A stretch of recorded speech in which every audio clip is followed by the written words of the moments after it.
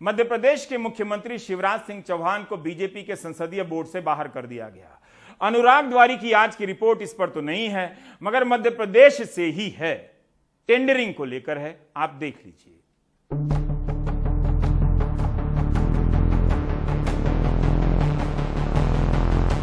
अब भ्रष्टाचार के खिलाफ मैं साफ देख रहा हूं कि हम एक निर्णायक कालखंड में कदम रख रहे हैं। बड़े बड़े चमरबंदी भी बच नहीं पाएंगे।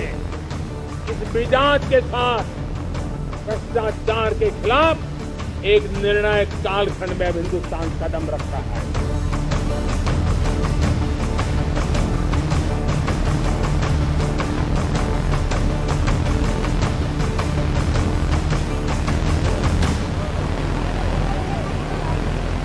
मध्य प्रदेश के बांधों से भ्रष्टाचार की धारा बहती रहती है।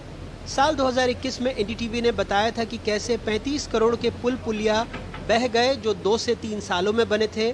सोमवार को बीना नदी पर करोड़ों की लागत से बना बेगमगंज हैदरगढ़ पुल का हिस्सा 3 फीट तक धंस गया। यूपी एमपी की सीमा पर राजघाट बांध बनकर बिगड़ भी गया, लेकिन दोनों राज्यों ने 50 करोड़ रुपए नहीं दिए, जिससे न तो लोकार्पण हुआ न सौंदर्यीकरण।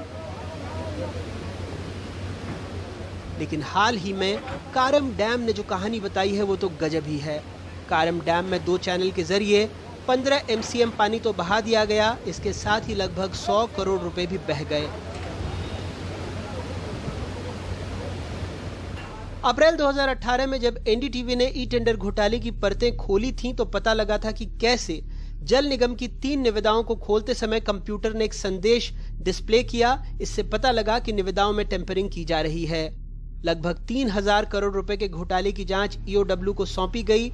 महीनों जांच शुरू नहीं हुई, तब केंद्रीय मंत्री रविशंकर प्रसाद से हमने सीधा सवाल पूछा था। मैं इसकी जानकारी प्राप्त करूंगा। आपने एक नया विषय उठाया है, मैं इसके पूरे तथ्यों की जानकारी प्राप्त करूंगा और जो भी उचित कार्रवाई होगी करूंगा।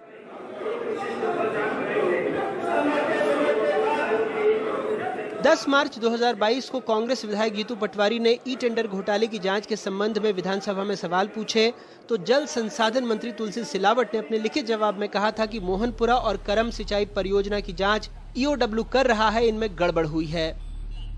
करम का ठेका पहले गुजरात की कंपनी को मिला, लेकिन मामला ई टेंडर घोटाले में आ गया और टेंडर रद्द हो गया। इसके बाद ठेका दिल्ली की ANS कंस्ट्रक्शन ने 304 करोड़ रुपए में लिया। 10 अगस्त 2018 से काम शुरू किया गया और इसे अगस्त 2021 में पूरा करना था। टेंडर जारी होने के बाद जल संसाधन विभाग ने ANS को वर्क ऑर्डर 10 अगस्त 2018 को जारी कर दिया।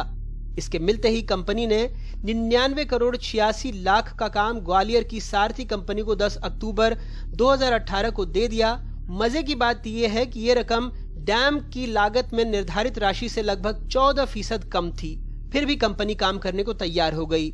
ग्वालियर के रसूखदार नेताओं की करीबी सारथी ग्रुप के पास इस वक्त 1032 करोड़ रुपए के सरकारी ठेके हैं। ई टेंडर घोटाले में 2018 में PE दर्ज की गई। उसके अगले साल ईओडब्ल्यू ने FIR दर्ज की और उस वक्त के जल संसाधन मंत्री डॉक्टर नरोत्तम मिश्रा के 2 निजी सचिवों की गिरफ्तारी हुई थी। आज भी एक उनके साथी तैनात हैं।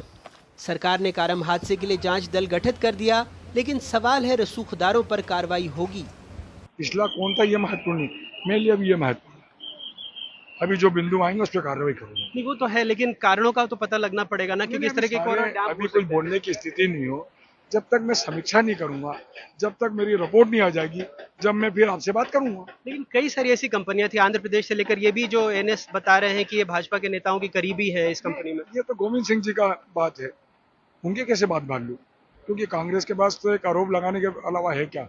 ये आरोप बेबुनियाद, निराधार और असत्य है। पर सर, आप भी तब सत्ता में थे जब इस तरह के आरोप लगे थे, लेकिन कोई कार्रवाई हुई नहीं। ई टेंडरिंग की पूरा जो CRT रिपोर्ट लेकर के गए थे, अभी तो कुछ हुआ ही नहीं उस पर। ये अभी ये मेरे संज्ञान में नहीं हो। आज तो मेरा पूरा फोकस यहाँ पर लगा है और जो जो बिंदु भी आएंगे जांच में, उन पर सब पे कड़ी कार्रवाई करूंगा। सर, ऐसा तो नहीं सवाल से आप बच रहे हैं, क्योंकि आपको भी पता है कि विधानसभा में आपने खुद जवाब दिया। देखो, मेरी बात सुनो, सब मुझे पता है।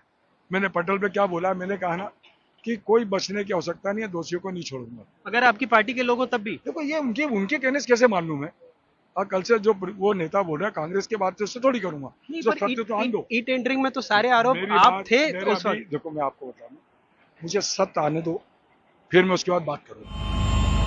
कारम डैम के इलाके में पूर्व मुख्यमंत्री कमलनाथ भी उन गांवों में पहुंचे जहां की तस्वीरें और व्यथा हमने बताई थी। दौरे के बाद उन्होंने भी सरकार पर गंभीर आरोप लगाए। ये जो डैम फटा है, ये डैम नहीं फटा, ये बीजेपी के भ्रष्टाचार का डैम फटा है। इंदौर में बांध टूटा, 3 महीने से एक आदिवासी लड़का कह रहा था बहुत खतरा है और बांध टूट जाएगा। शिवराज सिंह जी ने वाहवाही लूट रहे हैं कि हमने बचा लिया, लेकिन आज तक दोषी कर्मचारी, दोषी ठेकेदार पर कार्रवाई क्यों नहीं की गई? कौन लोग हैं ये सब ई टेंडरिंग का खेल है। मन चाहे लोगों को ई टेंडर में टेंडर दिलवाना और ऐसे कंपनियों को ठेका दिया गया है जो कि ब्लैक लिस्टेड है। आज अब मध्य प्रदेश में ई टेंडरिंग की कहानी गजब है। 10,000 कमाने वाले भोपाल नगर निगम के कर्मचारी पर एक बड़े बाबू की नजरें इनायत हुई। रातों रात उसकी कंस्ट्रक्शन फर्म बनवाई गई। जल संसाधन के बड़े ठेके इनकी फर्म पर सबलेट होने लगे और ये शख्स इसे नगद में बदलकर अफसरों को रिश्वत में बांटता रहा। ये सब प्रवर्तन निदेशालय ने अपने प्रेस नोट में भी लिखा था, लेकिन 2 साल बीत गए, इसके बाद कुछ भी नहीं हुआ। मध्य प्रदेश में चाहे ई टेंडरिंग घोटाला हो या फिर कारम डैम का भ्रष्टाचार, इन्हें न सिर्फ नौकरशाही बल्कि राजनीतिक संरक्षण भी मिला हुआ था। और शायद यही वजह है कि चाहे आर्थिक अपराध शाखा हो या फिर प्रवर्तन निदेशालय, सब ने मामला तो दर्ज कर लिया, लेकिन ना तो किसी बड़े अधिकारी और न ही किसी नेता पर कोई कार्रवाई हुई है, न ही किसी की गिरफ्तारी हुई है। भोपाल से अपने कैमरा सहयोगी रिजवान खान के साथ अनुराग द्वारी, एनडीटीवी इंडिया।